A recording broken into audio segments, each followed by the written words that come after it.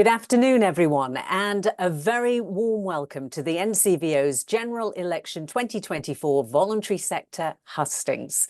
My name is Samina Ali Khan, and I am delighted to be your chair today.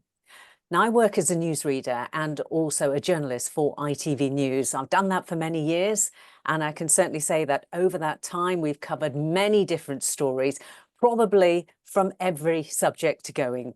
But as you all know, the big subject at the moment is, of course, the general election and who wins on July the 4th.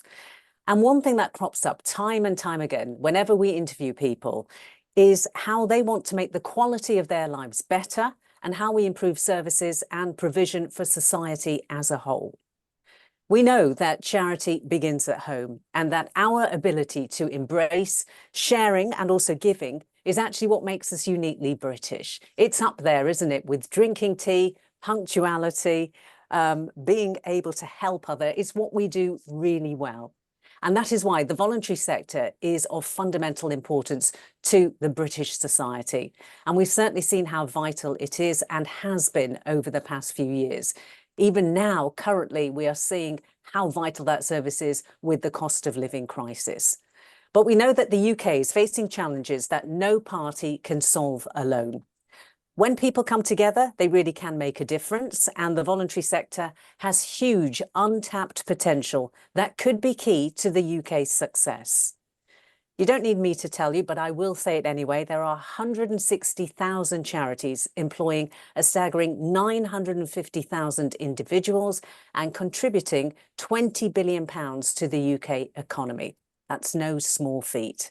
And there's no segment of society that remains untouched by the sector. So today's hustings will provide an opportunity for you to hear from the main political parties about their vision for a civil society. And this is how it's going to work. We have our representatives with us, who you can hopefully see, and they'll be responding to questions that have been sent in from you, the charities. Thank you, by the way, to all of those of you who have sent in those questions. We'll do our best to get as many of those in the time we have. But unfortunately, we won't be able to take questions from the floor. So let's begin by asking each candidate to give us a quick 2-minute introduction and to outline their vision of how their parties will work with the charity and the voluntary sector. Now, we're going to go in alphabetical order, and we'll start with Stuart Andrew for the Conservatives. Welcome to you, Stuart. Thank you very much. It's always a disadvantage having A as a surname. But it's a real pleasure to be with everybody here today. And for the past 2 years, it has been my honour and privilege to be the Minister for Civil Society. And what I instinctively knew bore absolute fruit during that time, which is that where we work in partnership, we can achieve so much more together. And I want to start by saying a big thank you. Because right across policy areas, the charity sector really stood up when the country needed them most and in very difficult and challenging circumstances, whether it was within the pandemic, helping those people who were isolated in our communities, or during the cost of living crisis, giving support to those who were struggling, and also to those who provide so much healthcare. Hospice movement is something I worked in myself and know extremely well how valuable the services they are. And all of this has been done at a difficult time. I was a fundraiser myself, and I knew exactly at the moment where demand increases, often, sadly, that is the moment where donations start to fall, and it makes it a real challenge for charities. And that is why we listened during the pandemic and provided £750 million to the sector. And again, when people were quite rightly saying that they were struggling with the cost of living crisis, I was delighted that we managed to get the £100 million announced in the budget to help those who are providing frontline services. So if I was fortunate enough to carry on in a job that I have absolutely loved doing for the last 2 years, I would want to further work very closely with the sector. I do think we've got more work to do in that area. And it's something that I feel very passionately about, because I know that when we work in partnership, what we achieve can be really quite outstanding. Stuart, thank you very much. Let's hear now from Stephen Ashfield from the Green Party. Welcome to you, Stephen. Thank you for having me today. It's my pleasure to come here today as the Green Party representative. I'm delighted to outline how the Green Party challenges the the issues of voluntary sector at the moment. Before I start, I'd just like to give you a little bit of my background. I was myself a trustee of a CIO. We managed to build a community centre from scratch that was worth £750,000. That's doing well and is, what do we say, it's ongoing and is active within the community with meetings, etc. I also work with the Ocean Youth Trust, which is a sailing charity, which goes out and takes young people into the sail for adventure. So I have background and I have sort of experience within the voluntary sector myself as a volunteer. Come to the Green Party, it recognises the voluntary sector is not just a vulnerable partner, but an essential pillar of our society. So the manifesto, Real Hope, Real Change, emphasises a collaborating approach. So we would like to be collaborative with charities, with the service delivery, ensuring that charities are at the heart of our effort to build a fairer, greener, and more resilient society. We'd engage charities in our policy making. We believe that expertise and insight of the voluntary sector are crucial in developing effective policies. Our approach will embed processes for engaging charities in the policy-making process, ensure their knowledge and expertise.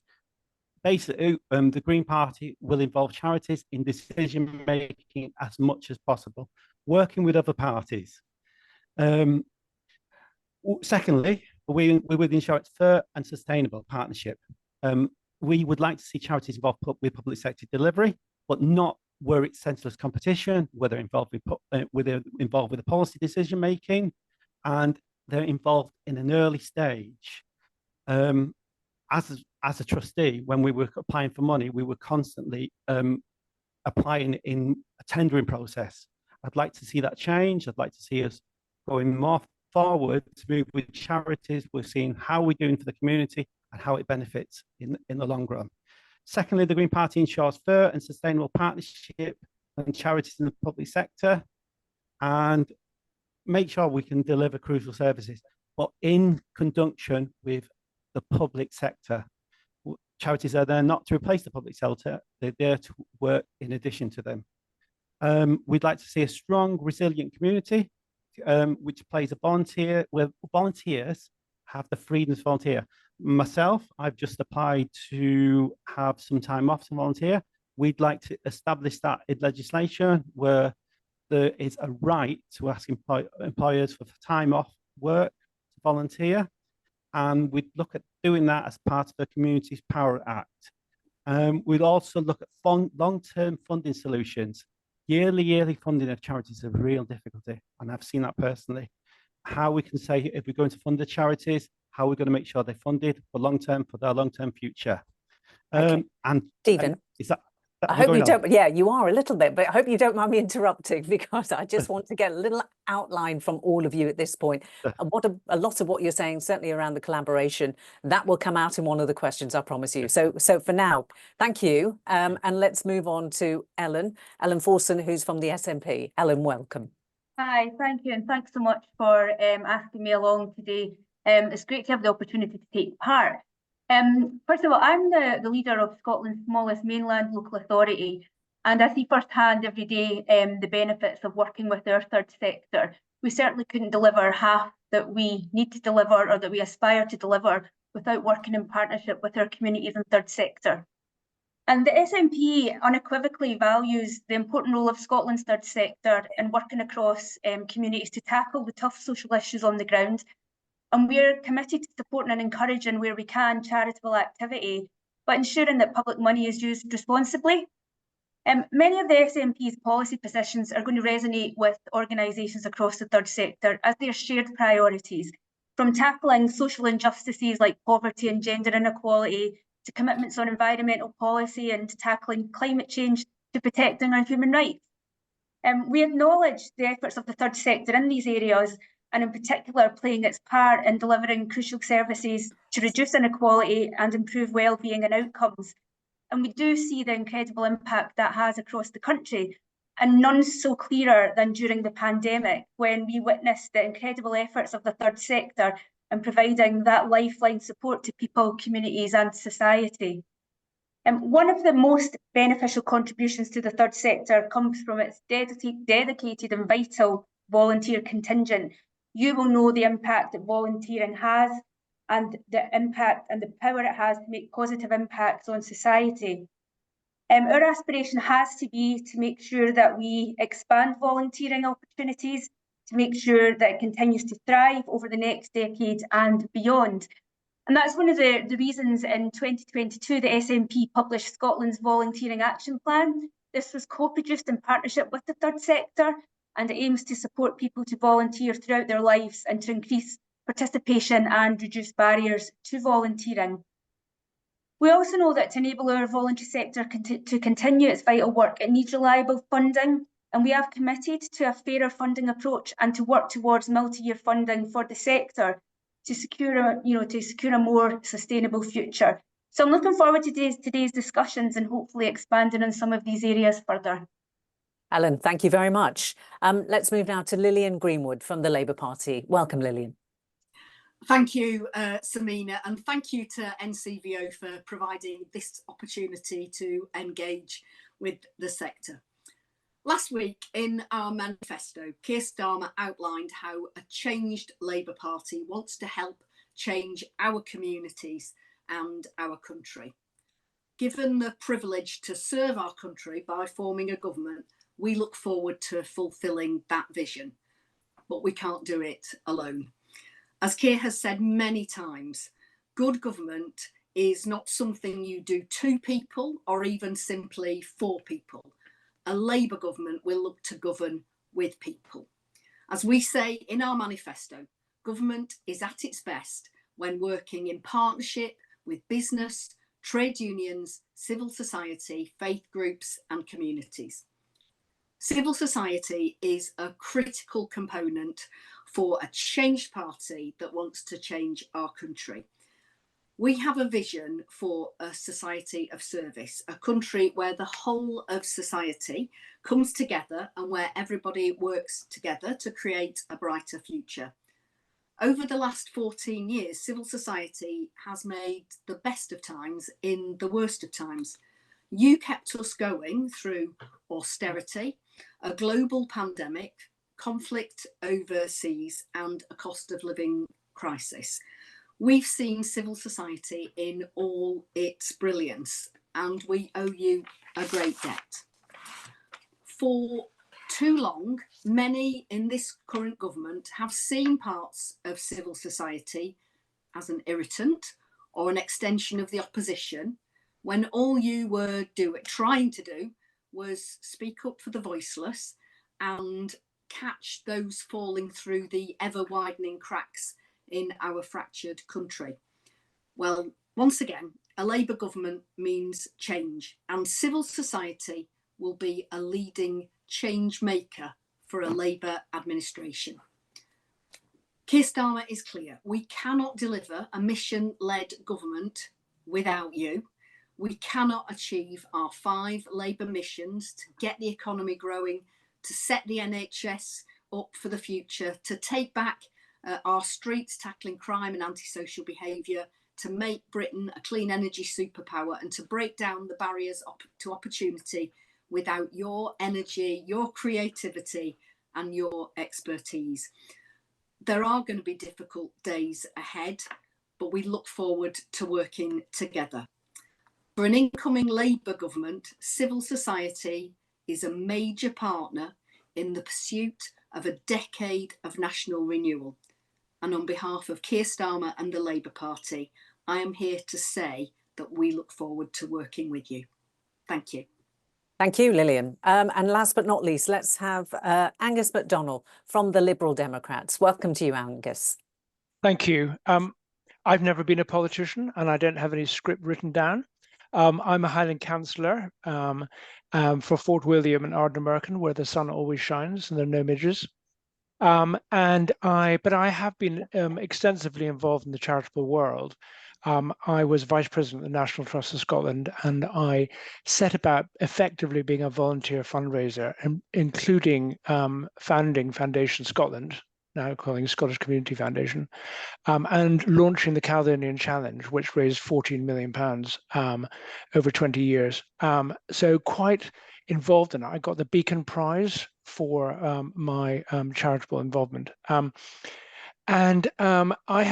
put myself forward to do this because I feel very strongly about a few things. One is that the public sector, in many instances, is not very good at doing the job. And more, they are leaning on the voluntary sector to pick up the can. And one of the reasons they like to do this, although they wouldn't say, is because it is cheaper to do that. And they get better results, and they don't have to pay the salaries or pensions. And that is great for them, but basically you cannot keep loading the responsibility onto the public sector. There are organizations like the Highland Hospice or the Citizens Advice Bureau who are now doing jobs which was very largely done by the National Health Service and the public sector before. And I think that we cannot continue doing this unless we reward people in that sector more, not just with money, but with thanks and appreciation in many different ways. And I suppose the second biggest thing, which really bothers me, is the single year funding, which I think is an enormous problem in the charitable sector. And we must get away from that. I think basically rolling 3-year funding is the way ahead. The last thing is, I think that companies would be very keen to provide volunteers, give them days off, and provide premises for charities and volunteers that work. And they could really help on, say, IT and expertise and knowledge. And I think that companies would be very open to that. Anyway, thank you very much. No, Angus, thank you. Now we're going to get straight into the questions. And panelists, I have to let you know that we're going to give you a few minutes, probably 3 per question, just so we can get as many in as possible. We've had lots. So let's start with this one. And I know you probably have answered some of it already in your initial introductions, but we'll go for it anyway. And it says, it is from Alex Bluck Foster, who is from Volunteer Centre Manchester at Manchester Community Central. Alex asks, what, in your party's view, should the voluntary sector's role in society be? So let's start with you, Angus, please. Let's go reverse order this time. I think that the role of any place between the voluntary sector and a corporate world and the need is to facilitate. I don't think we should just pass on the role. I don't think we should delegate the job to the voluntary sector. So I think it's very much a partnership with the voluntary sector's expertise being utilized by the public sector, but making sure that we properly reward and look after and thank the voluntary sector for doing that. Is that enough of an answer? Yeah, no, that's absolutely fine. Just want to, you said reward them. Can you just expand on that a little bit more? I know you said not just with thanks, but perhaps in other ways. What are you talking about there? So in my expertise and it's with Highland Hospice, which does obviously what it says in the tin, is we rely on them in the Highlands to an enormous extent. They've effectively picked up the job of looking after people in their later lives, but NHS Highland does not give them sufficient money to do that job. So as far as I can see, the main role of using Highland Hospice is to save money, and I don't think that's the right reason to do it. Okay, I'm sure that's going to come out in one of our later questions. So thank you for now. Let's move to Ellen. Same question, please, Ellen. What, in your party's view, should the voluntary sector's role in society be? Take the mute off. I think the voluntary sector has a key role to play in leading in society, and that has to be done in partnership with government at a national and a local level. I think that the experience and the kind of goodwill out there of our communities is something that shouldn't be kind of kept in the background. As we saw during the pandemic, when the councils and government had to step back, the third sector came right to the forefront, and they were able to deliver plans on the ground really quickly that I believe saved people's lives. So we need to build on that. I was very hopeful that following on, from the pandemic, we would start to, kind of build a a much more valuable working relationship. It's probably not moved along as quickly as I would like to have seen, although I do know in my own area, we're doing a lot of work in consortiums with the third sector and pilots to deliver things like out of school childcare, or to deliver care for our elderly, but we're doing that in partnership and it's co-designed.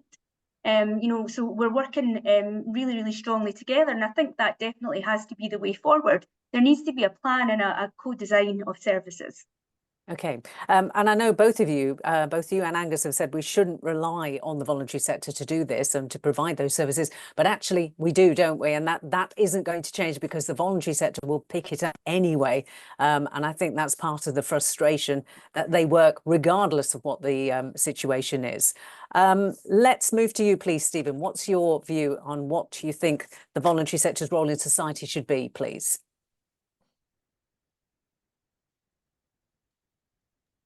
Sorry, muted then. That's fine. That's fine. Yeah. In society, I think really the voluntary sector should be working with cross-government and other charities within a cross-government coordination. That's, so we can look in a way. I mean, I've got experience of down in the ground, day-to-day volunteering, and always not knowing where the money's coming from. That's a lark, and coordinating that. So I know it's a party policy to look at in the long run, having a strong relationship with the government, the voluntary sector within society. It's also in the voluntary sector manifesto, which I was reading earlier. So we would look at trying to get that cross-government, cross-party negotiations to look where the voluntary sector fits, to fit those vital parts that are not replacing what the public service we're providing, but adding things in addition to it. Thank you. Okay, thank you. Lillian.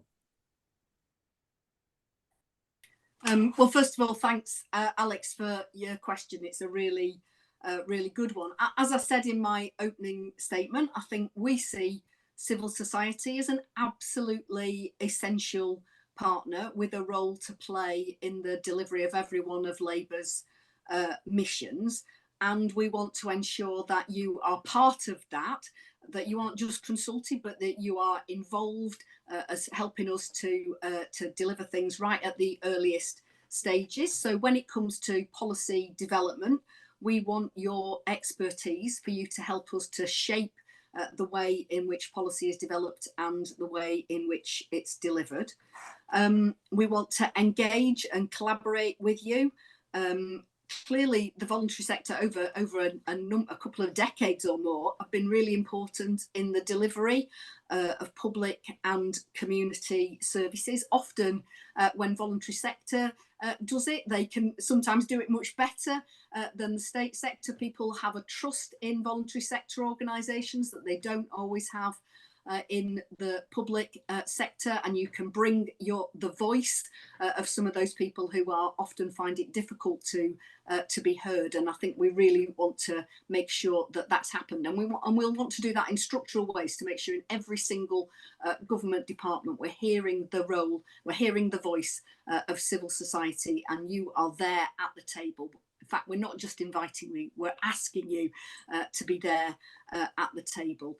And we want to, I'm not going to pretend that this is going to be a place where there's going to be tons of additional funding. I'd like to be able to say that, but I can't. And so we have to look at other ways to bring in more resources into our communities. And we want to work with you in the voluntary and charitable sector to harness the power of philanthropy and to look at ways that we can increase the resources available so that we can improve outcomes in the community. And I think in all those ways, we want to work closely with you as equal partners. Thanks. Thank you, Lillian. I think our audience will catch on to the where you said not tons of additional funding, and funding is key here, isn't it? And I know you said you want to work together in more collaborative ways and certainly have this sector involved at policy making stage. But in terms of funding, what will be available, and is that something you can give us an idea of at this stage? Well, look, we've been very clear in our manifesto about the things where we're going to bring in additional additional spending and where the funds for those are coming from. What we do want to do is work in partnership to provide support for the sector. It's got to be scalable and it's got to be sustainable. There are ways in which we can ensure that the civil society, charities and voluntary organisations can build stronger relationships. So, for example, we've said in local government we'll give longer term funding settlements, which should allow, particularly where local authorities are contracting with charities and voluntary organisations around the delivery of public services. It should be allow them to give more certainty, and in a way that actually releases more funds, because I know, you know, when I talk to voluntary organisations in my constituency, often, or indeed across the country, often they're bidding for short-term contracts. So if we can have a bit more long-termism and a bit more forward planning, I think that will allow more resources to be available for the delivery of those services. And we do want to be able to provide more resources. That's why our first mission is to grow the economy. Is if we can build wealth for everyone, everywhere across the whole of our nation, that means that everyone has got more opportunities, but it also means it would increase tax revenues, which allows us to make the investment in our public services that we'd like to in the future, and strengthen the support that we provide for civil society. Okay, just one final question then. Long-termism. Are you talking about 3 years as opposed to 1 year? I think one of our panelists mentioned it earlier. I want to say it was Angus. I hope I've got that correct. But is you're talking about longer than a year? Absolutely. When it comes to local government, want to give them multi-year funding settlements, so they've got that sort of certainty. And actually, on a broader basis, we want to be thinking about preventative rather than always dealing with the acute. And I know that that's music to the ears of the sector, who really want to focus on how do we change things. And of course, they bring that fantastic record of being change makers. Great. Okay. Thank you, Lillian. Let's go to Stuart now. Stuart, same question to you.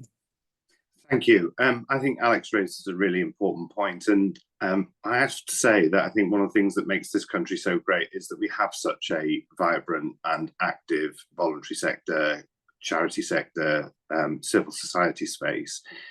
It's certainly one of the things that actually inspired me to get into politics in the first place. And I think, you know, one of the things that we do need to look at is how, you know, personally, I remember listening to a meeting I had just before the election was called with the sector, where they were saying they would like there to be a more coordinated approach to how that engagement happens with the sector. And I think that was a really valid point. And actually I had commissioned some work with the department to look at how we do that, because it's quite an easy thing to say, but how we actually do it and make it effective and meaningful, I think does need a bit of consideration, and that is something that I would be keen to carry on doing should I remain in the role. And I've seen firsthand with other aspects of my portfolio that we are really, when we work together, the effectiveness of that has been phenomenal. So if we take the issue around loneliness, for example, very proud of the fact that the UK was the first country in the world to have a minister specifically for loneliness. But government can't do that alone. It can't solve that problem alone. And it has been that partnership with so many organisations out there that has made our loneliness strategy a really important piece of work that actually internationally other countries are now looking at. And again, when we look at homelessness, I know that so many charities are really helping local authorities with this. An area I was particularly interested in is how loneliness is affecting members of the LGBT community, and actually getting those organisations that are dealing with this around the table to hear their experiences. I did with one of my colleagues in DLUC. We were able to better understand what are the causes of homelessness amongst LGBT people, so that we can then start to develop policy to try and tackle it. So where we've done it, it works well, and I get we need to do a bit more. Can I just ask why you're not getting that effective collaboration now then, Stuart? What's actually preventing that from happening? So I would say that in areas we have got that really effective. That's why I mentioned the areas of loneliness and with homelessness. It's phenomenal, the work that's being done. But I'll be quite honest about it. I think we need to think about how we replicate that around a broader area of policy. And that's exactly why I wanted to commission that work, to understand what are those barriers so that we can then try and address the problem. Okay, well, I'm sure we'd get that answer anyway from our audience, to be honest, because they know what those problems are, because that's what they're facing all the time. But I am conscious of time, so I'm going to move on to the next question. And this is from Michael Mitchell, who is the volunteer lead at Cheshire West Voluntary Action. Now, Michael wants you to imagine a world where everyone suddenly stopped volunteering. A scary thought, I know. Now, once you've had a moment to think about how crucial volunteering is, he wants to know how the parties will improve volunteering rates. And of course, the background to this is we're not in a good place at the moment. It's certainly gone down. It is not as high as it was pre-pandemic. So how are you going to improve those volunteering rates? Can we start with you, please, Stephen? Yes, one of the things the party does propose is that we would insist that people can apply to their employees to be given time off to volunteer. I mean, that is one of the biggest barriers, is if you can't get time off and you can't afford to take part, you're not going to be able to volunteer. And the pressure to work is high with inflation, with mortgages, with everything else increase. It's very high. People need to work all the time. So the hope is, and the pressure from the party would be, to look at how we could encourage employees to give time off, valuable time off, so people could volunteer within the community and the wider society. I hope that answers your question. Yeah. I'll just drill down a little bit. How are you going to make sure that happens? I mean, my company, for instance, we have 3 days a year allowed to go and do some volunteering work. But that's not a blanket rule, is it? Certainly for most companies. It isn't. In the first instance, it would be trying to persuasion. But within the party itself, there would be an argument for going down the legalization route, to say, if you're not going to take part, we'll look at what else we can do about that to back that up. Okay. Does that answer your question? Yes. No, certainly does. Thank you, Stephen. Angus, what about you? The two things that leap to mind for me on this issue is leadership in the community. If the leaders in the community are volunteer minded, then that can make a very big difference. I mean, for example, the community council and the local councillors getting together for a litter sweep in an area, that leadership can be followed by other people, or will be followed by other people. I think the ask is really important. I think waiting for people to volunteer is difficult, but if you ask them, it's amazing how people step forward. I just can't believe it, and I'm sure all of us in this panel are experiencing volunteers helping them at the moment.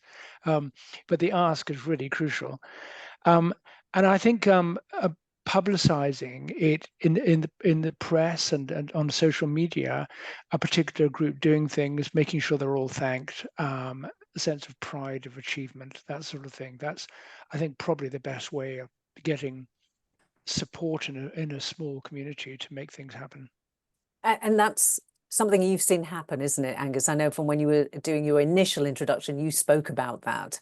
Yeah, I really do think it happens, but I think it does require leadership, and it could be everybody from the local priests to the business leaders to the community leaders. But if it comes from the top, it really makes a big difference. And also getting children involved at a very young age. They start getting involved in the Boy Scouts or whatever it is. Yeah. Okay, great. Angus, thank you. Lillian, let's go to you, please. How are you going to increase volunteering rates? Well, thanks, and Michael, you highlight a really important problem, because we know that volunteering levels have fallen since the pandemic, and it's really important that we get those back up, because volunteering is really good for our country. It's good for the economy, but it's good for volunteers themselves. People talk about what it gives them in terms of skills and confidence and connection. So actually, it's a good in itself. not just the things that people do as volunteers, but actually just being volunteers is a good thing. So I think there are a number of things we want to do. I know that cross-sector, there's a vision for volunteering, and I know that we would like to engage more about that vision and about how that we can work together to make it into a reality. I think making sure that people are aware of the opportunities, it is really important to ask people. A lot of people express an interest in volunteering but don't necessarily know how to get involved. So making sure that people know where to find out about opportunities to volunteer and how they can do that. Appreciation, it is so important that we thank people for the volunteering that they do, that we recognise the role that they play, and I think there are lots of great examples of ways in which we do that, and ask them for feedback and get them to tell us about their experience of volunteering and what's good and what's bad and how we can better support them. It's really important that we make sure that volunteering is accessible to everyone, that everyone has a role to play, and that irrespective of your ethnic background or whether you've got a disability or whether you come from a part of a marginalised part of the community, that you are welcome and that you're volunteering. In fact, you bring extra value, because the more diversity we have in our volunteers, the better we will be. So I think we need to work together across the sector to make sure that volunteering isn't the preserve of a particular group. I think we can do more to support volunteers, and I think employers have an important role, and there's good practice out there, and we can look to spread that and ensure that more people have that opportunity to take time out, to have time off work to do volunteering.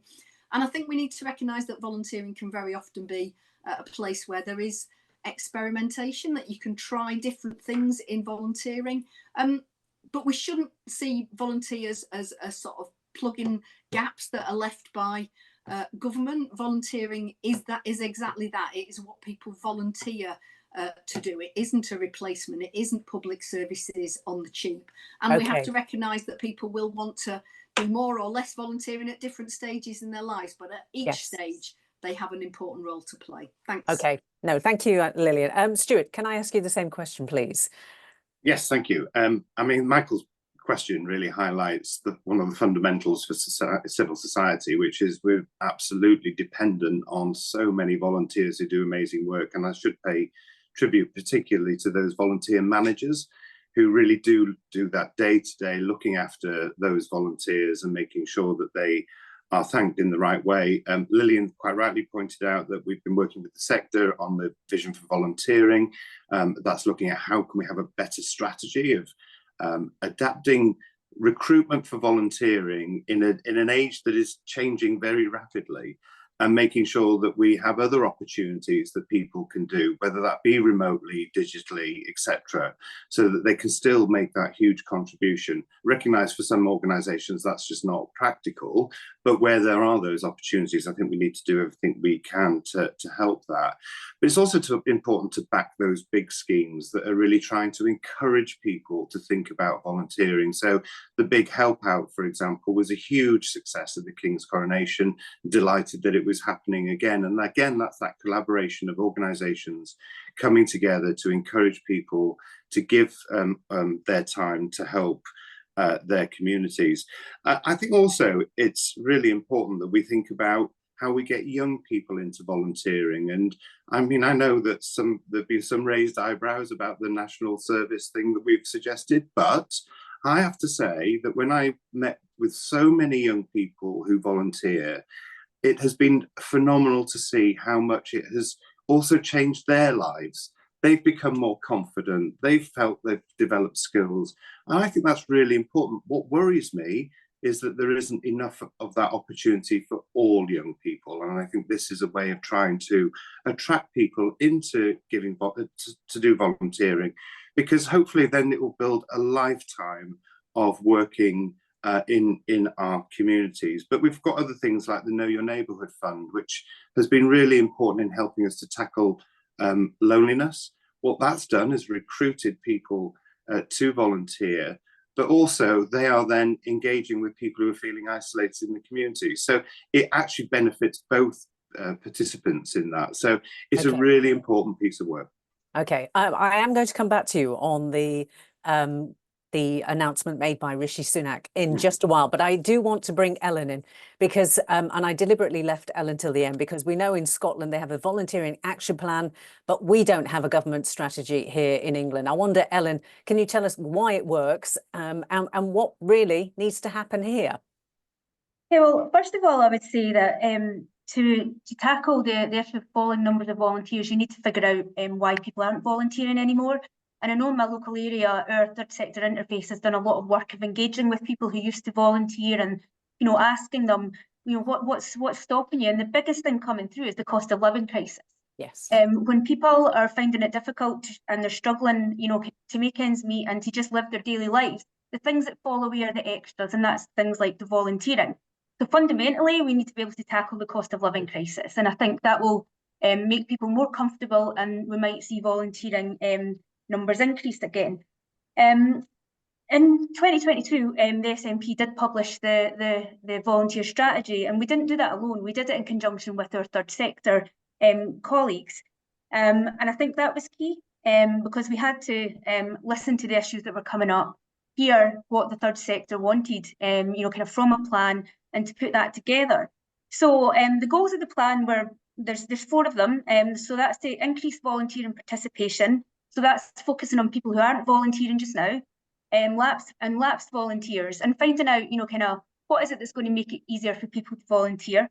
The next one was to widen access to volunteering, and that's by reducing the barriers and really making things about community and place-based activities. So focusing on that. The next thing is to listen to volunteers.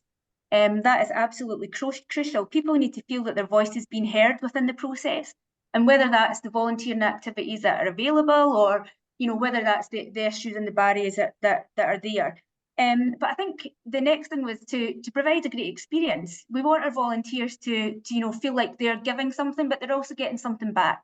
So making sure it's fun, making sure it's rewarding, making sure that people feel they're contributing what they can, and also that even the smallest contribution is really, really important, and that should be valued.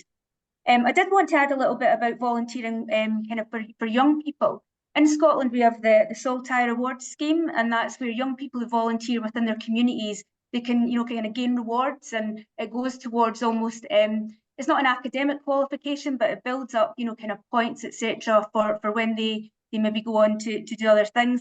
It provides great experience for them, work experience, you know, for building up their CVs.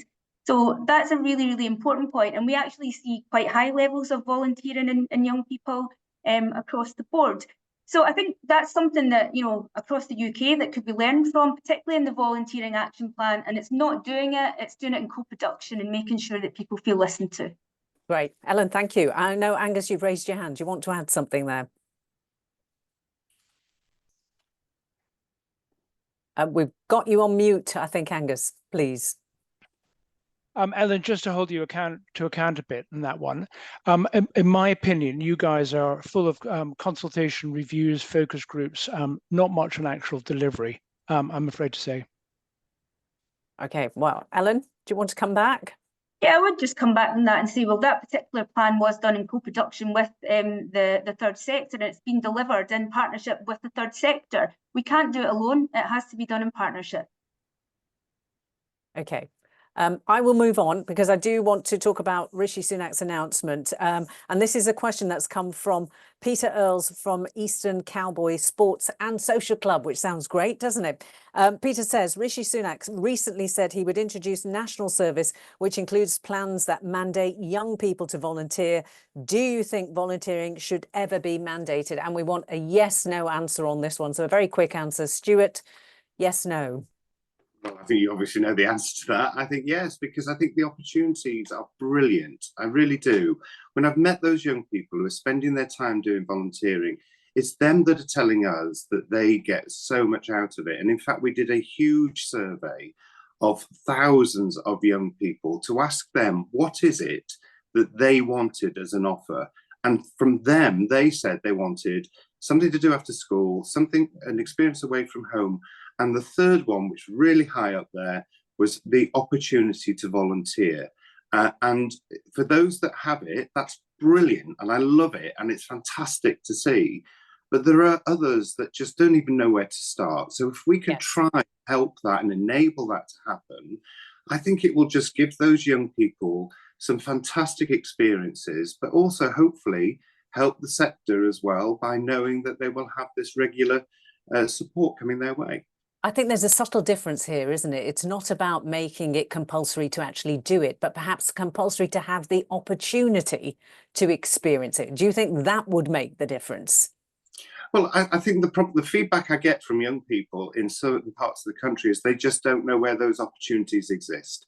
And if we can set up a system that really tries to bring all of that together, I can think that that's only a good thing. Okay.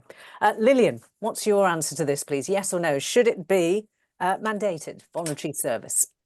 I think no, because if it's mandatory, it's not volunteering. That is the whole point. Is it volunteering should be something you choose and want to do. Where I do agree with Stuart is that we want every young person to have the opportunity to volunteer. They need the information about what those opportunities are. Everyone should be able to participate in volunteering, you know, at times that and parts of their life that's suitable for them. But we need to recognise that young people at 16 or 17, they might want to have part-time jobs, they might be studying, they might be young carers. There are lots of, we need to make sure that we're providing those opportunities. And of course, as Stuart knows, that the National Citizen Service, that includes an element of volunteering. It's been made more flexible in recent years, but the funding for that has been cut. If you're serious about providing those opportunities, don't suddenly, you know, write something on the back of a cigarette packet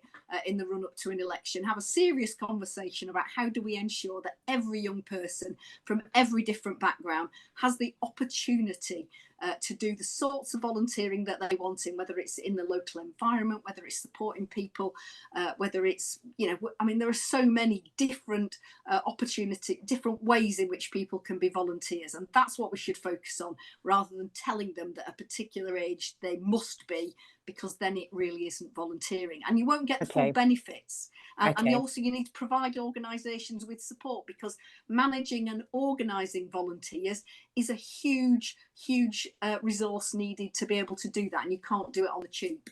Okay, Stuart, I mean, the obvious question is, why has it not been announced before the run up to the general election? If it was such a great idea, you know, 14 years in power, why now? Well, I think I alluded a moment ago that we did this huge survey of young people. This is what they've asked for. So we're responding to that. Okay, right, but it's not, when you say huge survey, how many people? I can't remember the exact figure off the top of my head, but I know it was thousands and thousands of young people. Because when we were developing the National Youth Guarantee, we didn't want to be the ones sat in Whitehall sort of deciding what young people want. I often joke that, you know, so this middle-aged grey-haired man doesn't know what young people will actually really want. And so that's why we went out to ask them. We consulted with them, and those were the top 3 priorities that they came back with. But they didn't say, Stuart, they didn't say they wanted to be forced to do national service. They said they wanted the opportunities to have those things. And it's a big But the problem difference. is that the reality is that for some people that, you know, they get those opportunities, maybe because, you know, their parents know where to go or so on.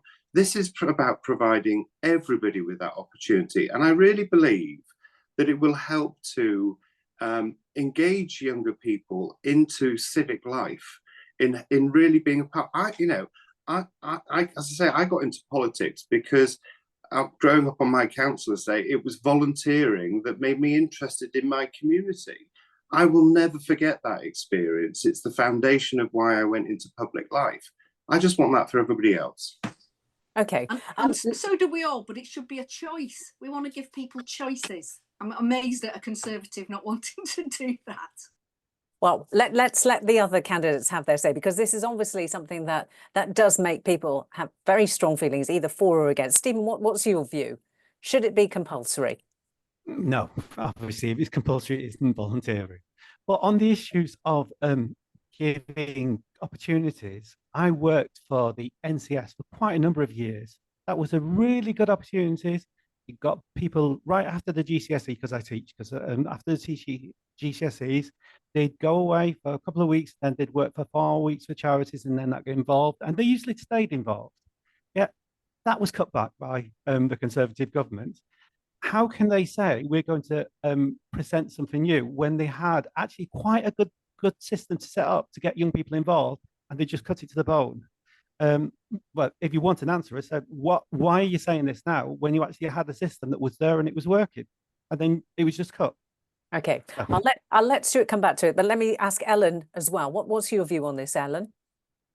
Oh, absolutely not. I mean, the definition of volunteering is to freely offer to do something. So the idea of making it mandatory is completely wrong in my view. In Scotland, we do have the Young Persons Guarantee, and that ensures that every young person between the age of 16 and 24 has the opportunity to access a formal volunteering programme. So that's something that's being implemented across the country. And as I said earlier, it is starting to have some positive impact. Okay, Angus. Just very quickly, it was a gimmick. It was Sunak's gimmick in order to get the right-wing Tories on side. Okay, Stuart, I am going to let you come back on that, because it's 4-1 basically in terms of whether they agree with this comment or this policy. What I mean, what do you want to say in response? I know Stephen said you already had this in place, and it was Conservative cuts that basically stopped that from happening. And Angus says it's a gimmick. What's your response? Well, I reject that we've stopped it happening. The National Citizen Service is a thing that we set up in 2010. It's provided over 800,000 young people the opportunity to have those experiences. The programme is continuing, but it is working around the clock now, round the year. So it gives more people the opportunity. In fact, we're expecting to get 260,000 experiences for young people between 23, 24 and 25, 26. And when I've been out on those, what is really impressive is that actually there are people who come from disadvantaged backgrounds who say they've never had that experience before. They wouldn't have known where to go. It was because one of their mates was doing it. Well, if we can give people that opportunity to volunteer and to do that community work, I just think that will help us really engage young people in our society so that it's a lifetime of work that they will want to do. Because the young people I've met, as I say, are hugely impressive and so passionate about it. I just want that for everybody. Okay, I will leave it there simply because I've got one eye on time and we've got a few more questions to get through. This one has come from Martha Robbins, who's a volunteer from Bristol. And Martha says the voluntary sector has worked tirelessly to fill the gaps left by 14 years of austerity. How will your party learn from the wealth of knowledge in the voluntary sector to shape new policies and public services? And I think this is something that all of you touched on in your introductions. Perhaps we can get some specific answers now about actually working and learning from the wealth of knowledge in the voluntary sector. Ellen, let's go with you first, please. Yeah, I mean, as I said in the introduction, the kind of experience in the voluntary sector is absolutely key. And you know, as a government, the SNP has worked, you know, in partnership to help deliver strategies. I'll give an example. To create some of the best conditions, we're encouraging more third sector organisations to get involved with the Scottish Third Sector Tracker. So that's a growing kind of research community. It's the third sector sharing views, experience, concerns. And that's open to the Scottish Government. It's open to external funders, you know, to access that information. Just to help build and inform policy and views as things are moving forward. So I think that's just a good example of where using the experience and the knowledge that's out there, it has a key role in helping to develop policy. Okay, Lillian. I have to remember to unmute myself. So I think, as I said at the start, we see civil society, charities and voluntary organisations as essential partners in a future Labour government. So we want to form stronger partnerships and collaborations to deliver on our missions and support the voluntary sector. We want to ensure that there would be clear ministerial leadership and access for civil society organisations and faith-based organisations to engage with government. Representation and leadership in number 10 to ensure that civil society is prioritised across government and ensure that civil society is represented on all mission boards, because if we think we have that, you have that critical role, as we do in the delivery of our missions for government. We need to make sure that we are always hearing your voice when we're developing plans for implementation. We want to make sure that we're helping the sector to grow and develop in sustainable and scalable ways. As I said, we know that resources will be tight, but I think there is more that we can do to support you.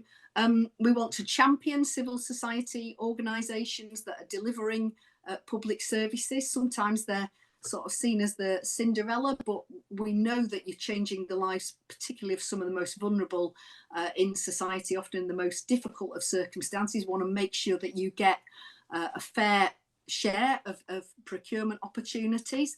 And I think sort of finally, as I said, I want to harness the power of philanthropy. It isn't a sort of just something that's left. We don't want it to be something that's just left for philanthropy to get on with. We think there's huge potential to work in partnership and to bring in extra resources, social investment. And we'd see civil society having a huge role working with government to make that happen.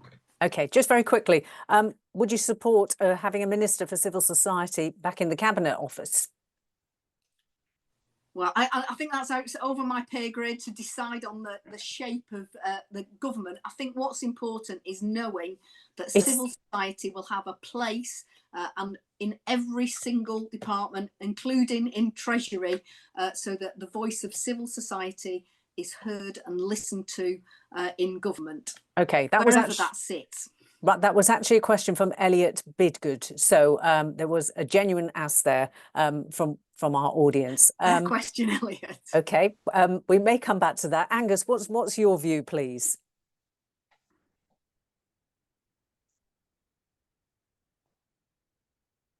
Angus, have we got you or your? Yeah, sorry, Yeah. it's normally not very difficult to shut me. I think, funnily enough, the things I would support the idea of having a Minister for Civil Society, but it's quite easy because we're not going to be running the country next, so I can say that. But it does seem to make a lot of sense for 3% of the population in the UK. I'm quite keen on picking up Lillian's idea of the philanthropy and getting. I think we need to get closer to the high net worth individuals and encourage giving a great deal more than they give. We're rather left behind by places like the United States. And I think allying third sector organizations with corporates can only be beneficial in terms of, say, tech, marketing, premises, etc. I don't know if you've all heard of the Kilfinnan Trust, but it was set up by a guy called Nick Ferguson, who had been chairman of Sky and chairman of Savills. And he has set up a mentoring organization for chief executives of volunteering organizations with chief executives of major corporates. And I gather that's been enormously successful and useful. So that's all I have to add on that. Thank you. No, that's great. Thank you. Stephen? Thank you. The party itself believes that, civil society is really important, and to engage it, we'd like to have a civil society strategy. We would support a minister. We'd also support the idea of a voluntary sector representatives being on the MERS cabinet. Now, this is general election, but obviously that has only recently happened. We would get involved. We'd make sure that the voluntary sector is involved in policy making. We'd like to see that. They were involved in policy making and early on engaged. How are the voluntary sector going to be engaged in the policy making of a future government from the start? And how are they going to develop that strategy? So they've got a voice. So the voluntary sector does have a voice.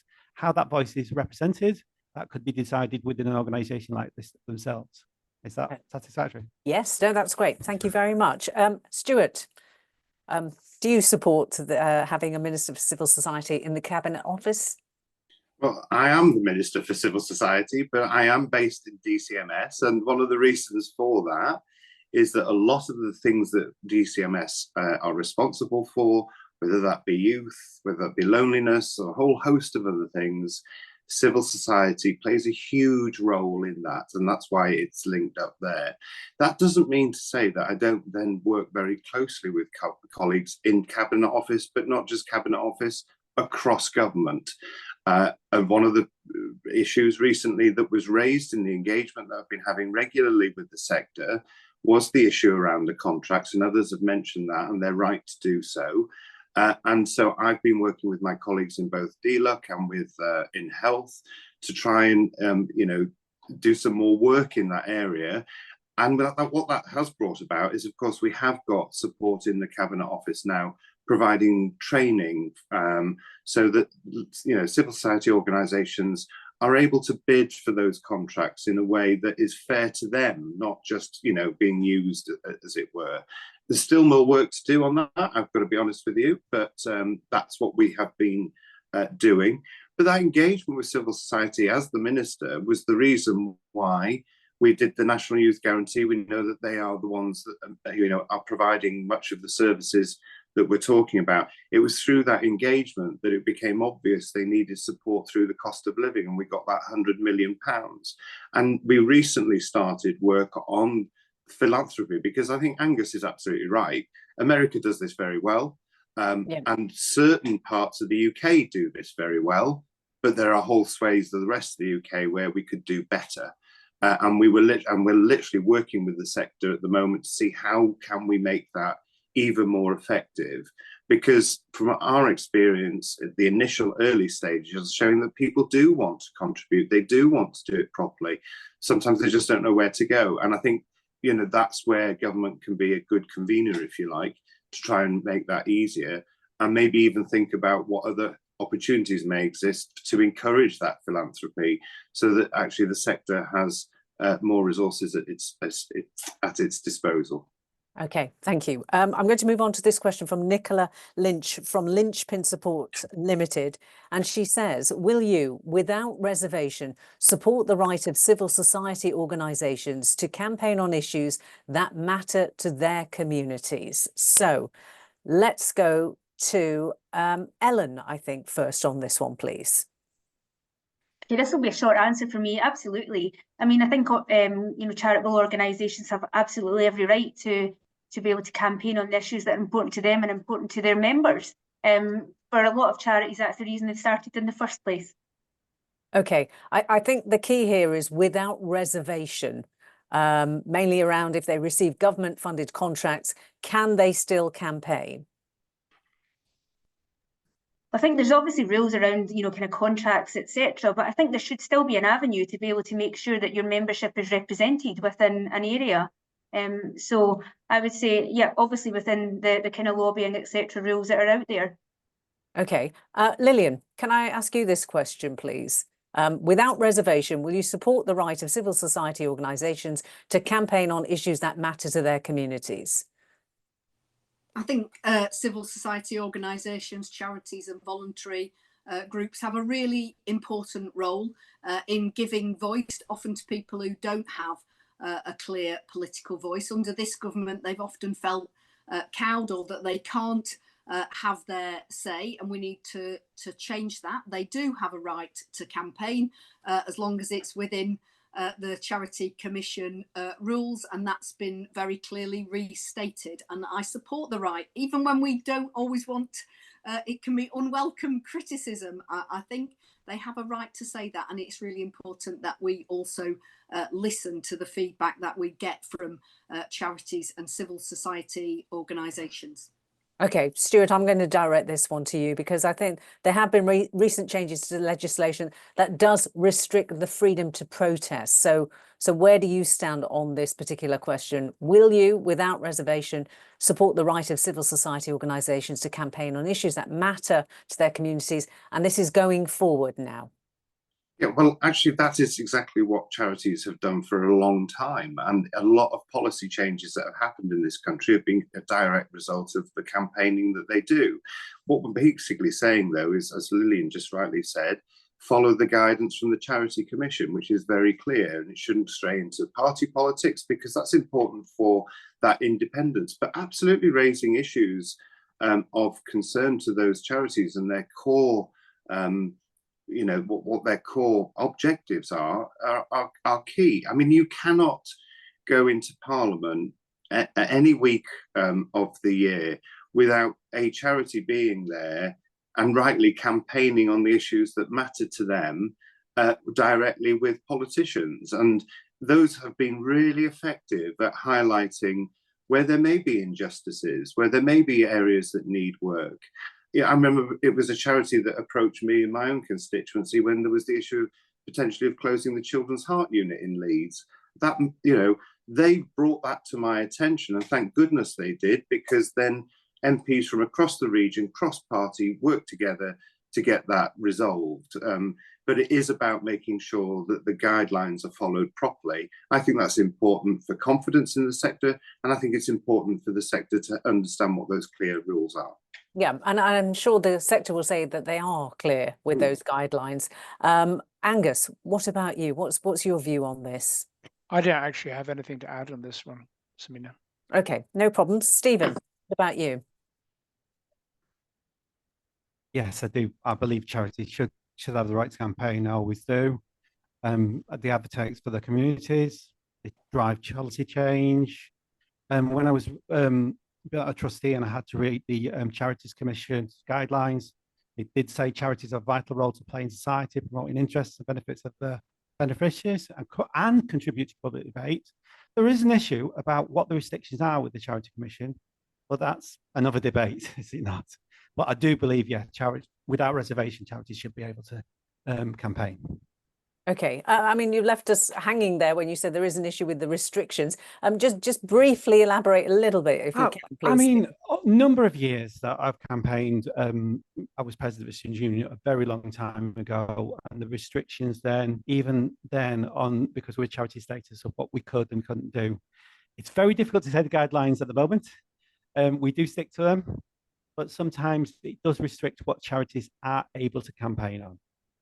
Yeah, and I think that's where this question has come from, basically.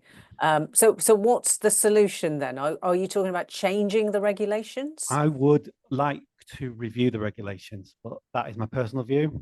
Okay. That hasn't been passed through the party as of yet. Okay, all right. All right, well, that's fine. All right. We are going to move on. This is a quick one now, quick fire question. Michelle Cook, former MD at Home Start Wandsworth, that wonderful organisation. Michelle wants to know if you plan to move away from or towards commissioning and contracts, will you insource over outsource? So, Lillian, can we start with you on that one, please? Well, I think, Michelle, it's a really important question that you've asked, and and we have talked about insourcing, because we know that some private sector organisations provide poor value for money and don't do a good job, but that doesn't mean that we don't want to contract with civil society organisations. As I said kind of earlier in our discussions today, often charities and voluntary organisations that are involved in the delivery of public services do a really fantastic job. I think, you know, in my own constituency, we've got our street outreach service provided in Nottingham by Framework. They do a brilliant job, and they've got the trust of their service users, and probably, you know, can do that in a way that I don't think the state could do. So we see a really important role, and we need to make sure that when we're procuring services or commissioning services, that there's a level playing field, and that charities and voluntary organisations are able to have the opportunity to bid for those contracts, that it's not doesn't become frameworks where only large private sector organisations get to do that. And that's a really important part of what we will look to do. Okay, and I know you mentioned there about the procurement practices. And the fact that they are so competitive, that's what's actually preventing many charities from participating in public service delivery. And that's despite the fact that they know best, really, where the needs of that community are. So how are you going to improve that particular aspect of it? Well, I think there's a real opportunity, thanks, Samina, for actually operating in collaboration. Now, obviously, if you're a public sector organisation, you need to make sure that you're getting best value for money, and that's quite right, because that's taxpayers' money that we're spending. But when you're designing services and when you're thinking about how to deliver them, absolutely, that's why part of why we want to have the civil society voice in there, and to to collaborate. Sometimes you won't need competition. There'll be a different way of providing that service, and I think that's the opportunity where we can bring civil society in and ensure that we are providing really good public services that are really listening to the needs of communities, whilst at the same time ensuring that we're getting good value for taxpayers' money. Okay, Stephen, what's your view on this? Sorry again. Yeah, it's quite a difficult one, this is, because the restrictions are, if you're in a charity, actually applying for the contracts, things like that. When we built a community centre, the amount of work we had to go through, just filling in forms, getting the details, looking at contracts, it is just so time consuming, and it takes away from what our day-to-day activity will be. What I look to see is how we could streamline that, how we could get them involved. And also on the public sector services, it is basically who's delivering what, and it needs to be looked on a case-by-case basis. That's our view. Because if you've got somebody delivering excellently, you're not going to replace those people with a public sector contract. But vice versa, if someone's not doing the job, then you may do. I think that's fair. Okay, Ellen, what's your view on this, please? Yeah, I've got quite a few views on this one. I mean, I know from my local area that many third sector organisations feel like they've just got to jump through hoops when it comes to, kind of applying for contracts. One of the things that the Scottish Government is doing within this parliamentary term is bringing forward the Community Wealth Building Act. And that's really just to kind of start to redistribute things and put things back in the hand of communities. So local councils and public sector bodies will have an obligation to actually procure locally and use more local businesses and organisations. And I think that will certainly benefit the third sector greatly there.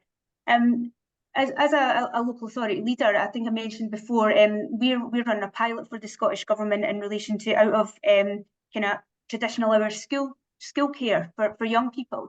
And instead of just going to the private sector, what might have been easy, we've actually worked with local youth groups or community centres or community organisations to build the plans around the needs of their local communities, and that is working exceptionally well.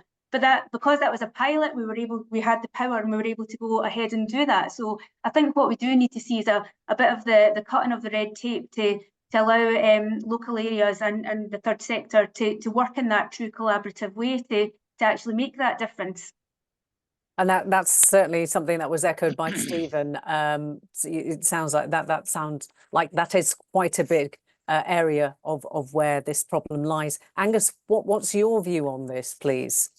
I would say in Scotland we have an absolute nightmare because the budgets are getting cut and cut and cut, and the third sector are the people who are really bearing the brunt of it. So if we were giving £75,000 to a third sector organisation, then it's going to get cut to 50 this year and 25 next year, and it's an absolute tragedy for many of the charitable organisations up and down Scotland.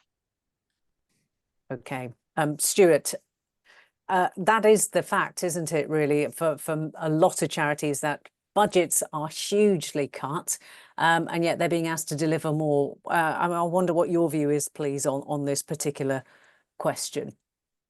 Well, I know that the issue around the contracts, I alluded to that earlier, was one that the sector have raised with me, and that is why I have taken that up with colleagues in both the Levelling Up Department and the Health Department, particularly because we know that a lot of the contracts come through both of those departments, and we were literally, we're sort of looking at how we can improve much of the processes in place, because I do accept that some of them are really complex and make it really quite challenging.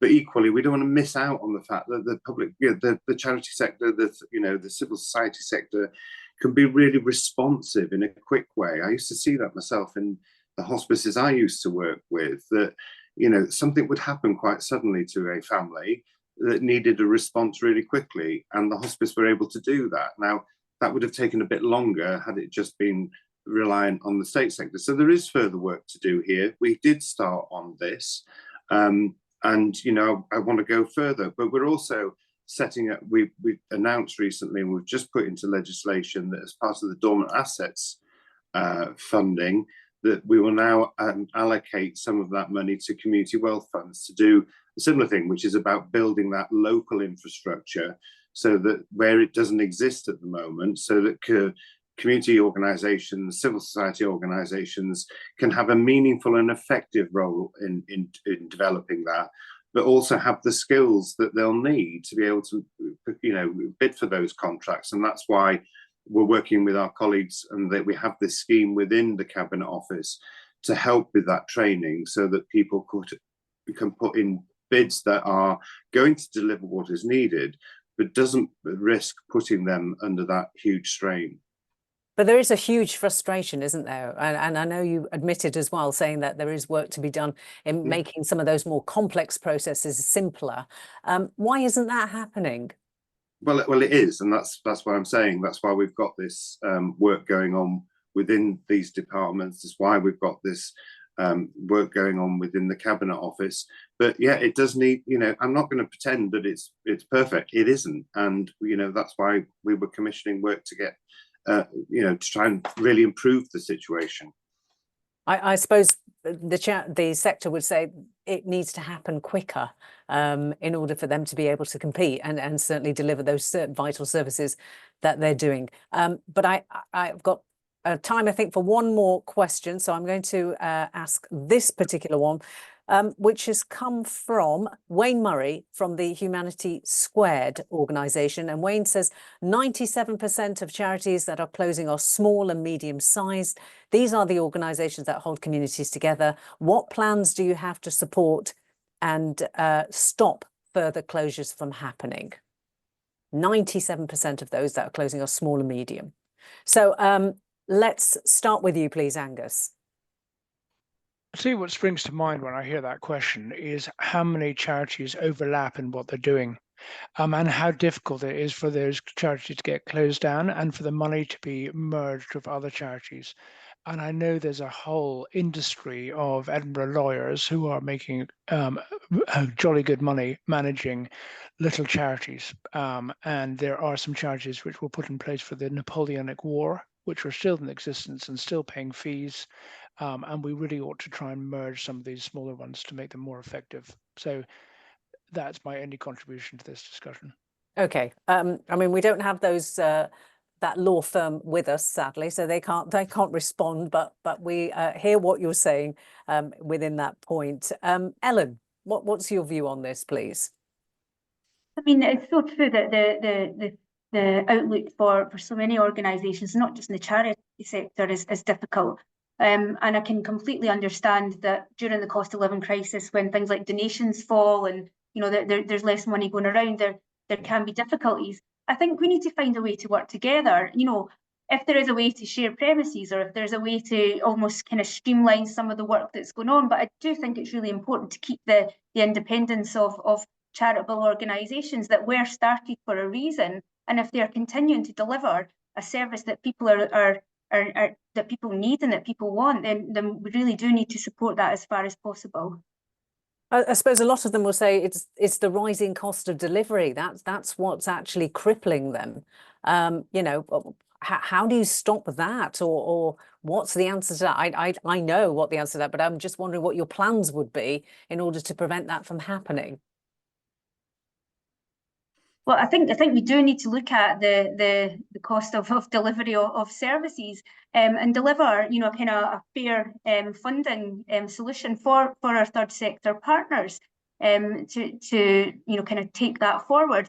There's no kind of one answer that's going to deliver this, but we do need to make sure that we're listening to what the third sector are telling us and we're taking that on board wherever possible. Okay, Stephen. Yeah, I'd be interested how that 97% was broken down.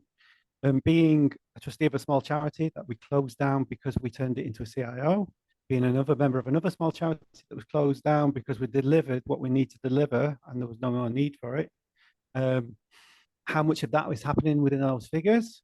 How much is it closing down because you have to, small charities have a £5,000 limit. When you get over the limit, you have to apply to be a different type of organisation. How much of that is in that 95%? And there is the point that there are certain extents you set up a small charity for a time being with a specific task, and that might end. So with those figures, there will be quite a significant numbers. They're also just they need more help sometimes getting the help. One of the biggest issues I faced as a small charity trustee was dealing with the banks. It was a nightmare. Any help any government could do with that would be appropriate, and it's something that I will bring to the Green Party itself to say. It's a big ask to deal with the banks, and it's one of the reasons that a lot of the small charities do end up closing down. It's just sometimes they cannot get the facilities, they cannot get the support, and we would look at how we could support and enable these charities to develop and survive. Thank you. Okay, thanks, Stephen. And I understand what you're saying about the figures. I think the point of it, I appreciate what you were saying about how those figures are actually compiled, but I think the point was that these charities are set up for a reason, and the fact that most of them are small and medium size, and face closure is, you know, why is that particular fact happening, and how do you stop and prevent that? So, but I do understand what you're saying about how that figure has come about. Lillian, what's your view, please, about stopping and preventing these further closures?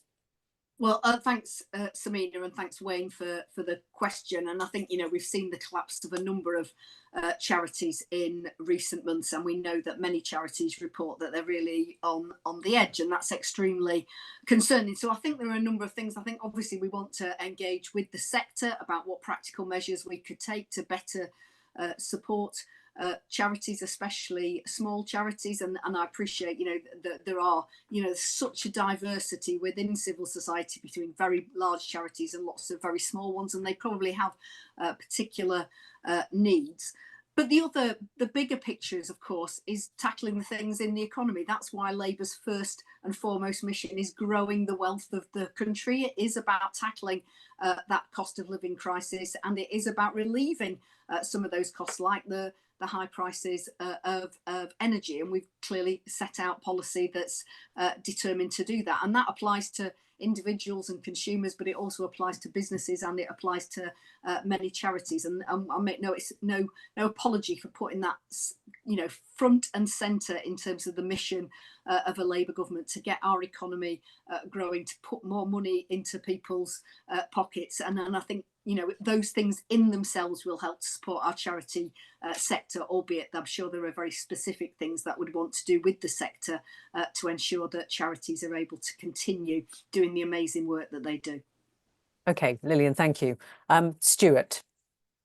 Thank you. I think, in fairness, Stephen does make a very valid point that there'll be a number of reasons why some of those are happening. But I do absolutely accept that a lot of small and medium-sized charities have particularly had a difficult time. And that is why, you know, I was really keen to hammer on the Chancellor's door to try and get some money to help. And that, you know, I was pleased that we got that £100 million that is going out to many of those frontline organisations to help them in this challenging time.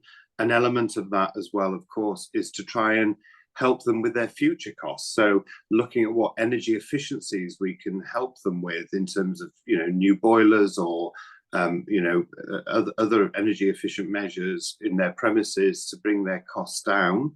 That was a really important element of that fund.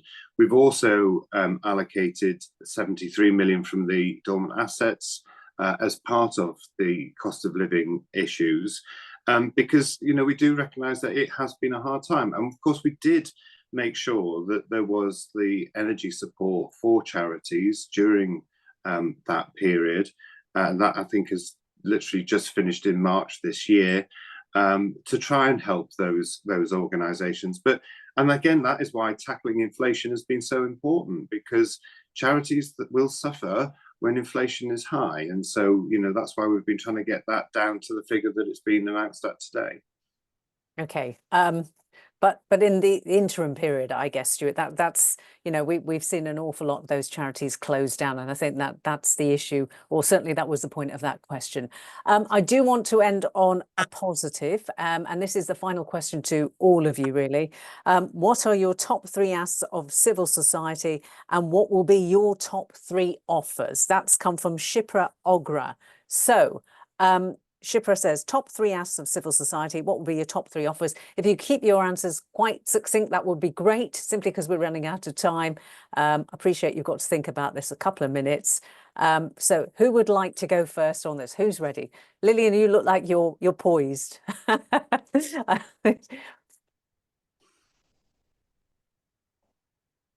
I think that's the short straw, isn't it, really? Because I haven't had time to think of top 3. I mean, I suppose our top ask is work with us. We want you to be at the table. We're asking you to be part of our mission to renew for a decade of national renewal. We've set out our 5 missions, and we know that civil society has a really important role to play in all of those, in helping us to shape policy, in helping us to deliver services, and in providing a voice for people and opportunities for people. So I suppose those are my 3 asks of you. And in terms of what we will do, we will value you and recognise the important role that you play in our national life, in society, in the economy. We will support you. We will work hard to give you the support you need to develop and grow in a sustainable way, and we will ensure that your voice is heard and listened to, and that your right to campaign and criticise is recognised and supported. Great, Lillian, thank you. Stephen, let's go to you next, please. Okay, so the top 3 things that the Green Party would like to see is a strong working partnership with the voluntary sector, yes, where we've got charities and volunteers addressing social challenges and building communities together, working together to create a fairer, greener and more inclusive society. I mean, that's more than 3 though, isn't it? So where everybody has the opportunity to thrive, and we look at supporting all charities into making that vision a reality. So it's by working together to create a fairer, greener and more inclusive society, and developing that forward and bringing that forward. Okay, so you're combining the 2, the offers and the asks. Yes. Yeah, great. Okay, we'll take that. Ellen, what's yours, please? Yeah, I think the offers and the asks kind of come together. You know, the SNP government is always consulted widely and co-produced with the third sector. You know, we want to see that continue. It's absolutely crucial that we work together to deliver that fairer, wealthier society. And I would say that we'll continue to value everything that the third sector, the organisations, the volunteers that give us, and we need to really work hard to removing those barriers that are stopping people coming forward, particularly around about the volunteering side of things. Great, thank you. Collaboration, very much a theme, isn't it, of this? Angus, yours, please. I think all of us would say, or I hope we would all say, that if we are members of Parliament, that we would be open and accessible, and that our involvement in the third sector could be, we should deliver on our side of it to the maximum, i.e. it should be a very big part of our job. I think we need to listen and learn and value the public sector a lot more than has been happening over the last decades. We need to recognize the public sector for what they're doing and make sure that we appreciate it and give them thanks, because a lot of it is unthanked hard work for no money. And when we are doing business with them as a public sector, working with the voluntary sector, our transaction should not be primarily about price. It should be about value. Okay. Thank you, Angus. Stuart, if you can, as quickly as you can, please, because I know Sarah's waiting. Okay. So probably similar to what others have said, but yes, absolutely. Continue to engage with us. Collaborate with us, because it absolutely does make a difference. As I say, I couldn't do half of what we're achieving on the loneliness agenda alone if it wasn't for that collaboration. It really is important. And keep doing what you're doing, because you do it so well, and to say thank you for that. And, you know, we don't say thank you enough. It struck me when Jeremy Hunt in his budget speech paid thanks and tributes to the sector. It just struck me how many people said to me they'd never heard that said before in a budget speech, and I think we need to do that a bit more often. And from my side, you know, want to really work with the sector about how we increase philanthropy, do that gift aid review, because gift aid is so important to so many organisations, and how we can work together on that community wealth fund so that we can get into those communities that desperately need the infrastructure that others enjoy. Thank you, Stuart. And indeed, all our panellists, thank you very much to Stephen, to Stuart, to Ellen, Lillian and Angus. Delighted to talk to you today, and thank you very much for taking part. I'm now going to hand over to the CEO of NCVO, Sarah Elliott. Thank you, Samina. And I just wanted to start by thanking you for being such a fantastic host this afternoon, and also to echo my thanks to all the panellists. We've had such a rich discussion, and thank you for giving up your time to join us, especially when you're so busy right now out there campaigning. But I also want to thank the audience, and particularly the hundreds of you that submitted questions. I think the number of questions we got shows just how much we collectively care about our relationship with government, and we care because we know how important it is that we work together to deliver for society. The questions that we got included so many themes. The needing communities up, inequalities widening. We heard questions about commissioning and its complexity, and we heard lots of questions about public services. Also, lots about volunteering, and lots of different views this afternoon about whether volunteering should be mandated. And we also had lots of questions about voicing communities and our right to campaign. And I think we pretty much got every one of you saying that we can campaign earlier. So glad to hear that. Please don't drag us into culture wars, another message coming across loud and clear from our members. And also, we mustn't backtrack on the democracy that our ancestors hard fought for. We're extremely concerned as a sector about the shrinking of civic space. There's so much more I could share, but I really hope you will all work with NCVO and our partners and our sector as either an incoming government or in opposition or in the council seats that you hold. We heard all of you today use the word partnership, and I'm so delighted to hear this. We're all on the same page. We want to create a society where everyone has the opportunity to live the best life that they can. So I'd like to thank everyone for joining us this morning, and have a great rest of the day.